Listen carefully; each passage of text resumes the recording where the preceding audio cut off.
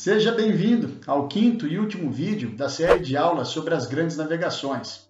Agora você vai entender um pouquinho sobre a mentalidade desses navegadores no século XVI e também os perigos reais ou imaginários que frequentavam a mentalidade desses navegadores ao desbravarem o Oceano Atlântico. Não sei se você sabe, mas o Oceano Atlântico, até aquele período, era chamado pelos navegadores como Mar Tenebroso, devido aos perigos que esse oceano oferecia para quem se aventurava em suas águas.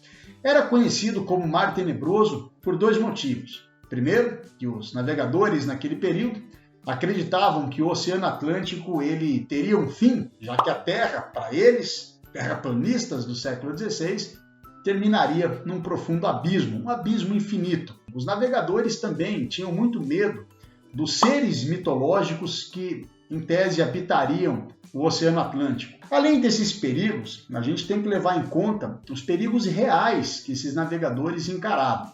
Afinal de contas, algumas regiões do Oceano Atlântico, como o Cabo Bojador e também o Cabo das Tormentas, no sul do continente africano, eram, de fato, perigosos para as embarcações que não eram assim tão seguras no século XVI. Por isso, um navegador que encarava uma viagem dessa, ele era, antes de tudo, um aventureiro. Além disso, você poderia encontrar em alto mar também algumas tormentas, tempestades que faziam com que aquelas embarcações afundassem, ou as terríveis calmarias, períodos sem vento no oceano, períodos em que o vento não soprava. E para uma embarcação como a caravela, que ela era movida essencialmente a vento, uma calmaria poderia representar uma morte dolorosa e com muito sofrimento, já que a água e o alimento nessas embarcações eram bastante escassos. Se essas viagens marítimas eram tão perigosas e tão assustadoras para esses navegadores, como é que eles conseguiram então os seus objetivos? Que era chegar até a Ásia,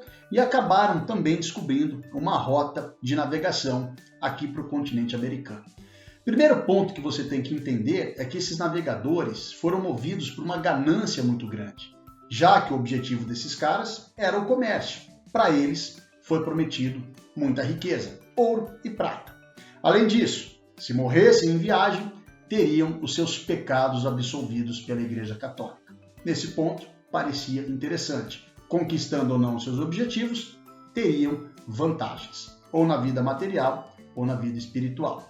Segundo ponto, o século XVI ele é marcado como o século do renascimento cultural e científico. Pessoas como Leonardo da Vinci, Galileu Galilei, Nicolau Copérnico desenvolveram a astronomia.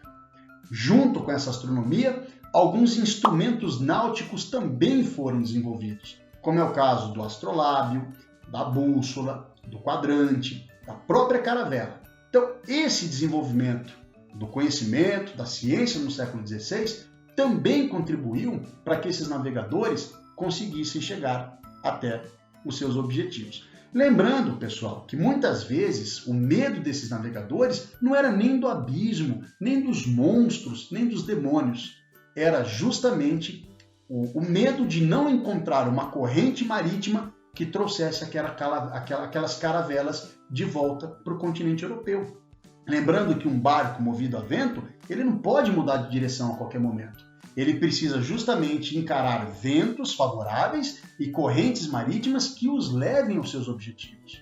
Sem o desenvolvimento da ciência, o conhecimento dos mares e da astronomia, nada disso seria possível. Dessa aula, tiramos uma lição muito importante. A ciência derruba mitos. Espero que vocês tenham gostado. E se gostaram, deixe um like, deixe o seu comentário, deixe sua dúvida.